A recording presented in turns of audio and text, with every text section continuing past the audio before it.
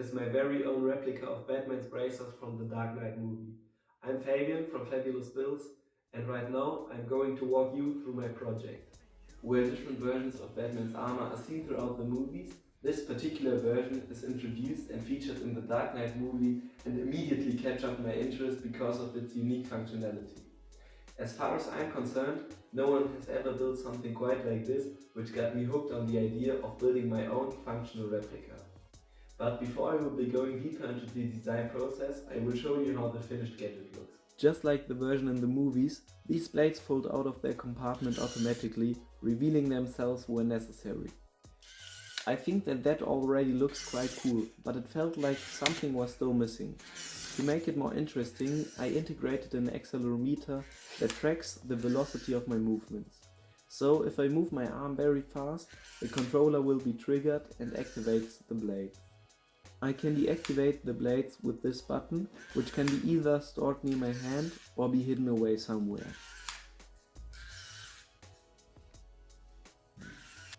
To explain some of my design choices, I want to show you the first prototype I built for this project. It consists of a sheet metal body with a simple arrangement of 3D printed bearings on top, holding in place two shafts that are controlled by two motors in the back. While this concept worked and left room for improvements, there were some problems with it that could not easily be fixed using a sheet metal body. My first problem was the length. Having the two motors in behind of the shafts just adds unnecessary length to the whole body. To avoid this, I wanted to fold down the motors under the blades, which added the need for a transmission. Another thing that bugged me about this prototype was the lack of space for electronics, which created the need for an exterior controller and battery pack.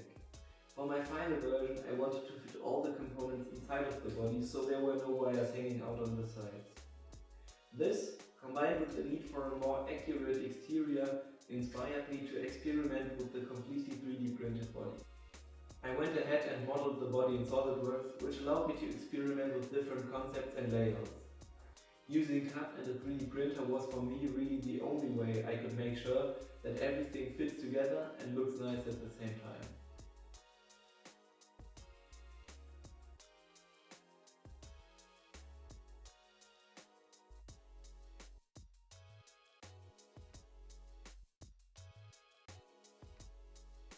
Now I am using 3D printed helical gears to transfer the rotary motions of the motors up to the shaft. Behind that, there is a cutout for the 9-volt battery and the customized PCB holding my electronic components without making a mess. This last smaller cutout is for the 3 button cells powering the logic. Now that is all I have for you today, but if you enjoyed watching this video, don't forget to leave a like and consider subscribing to my channel to see some more awesome projects in the future. And if you have any feedback or some new ideas, feel free to leave them in the comments down below. Thank you so much for watching, and I'll see you next time.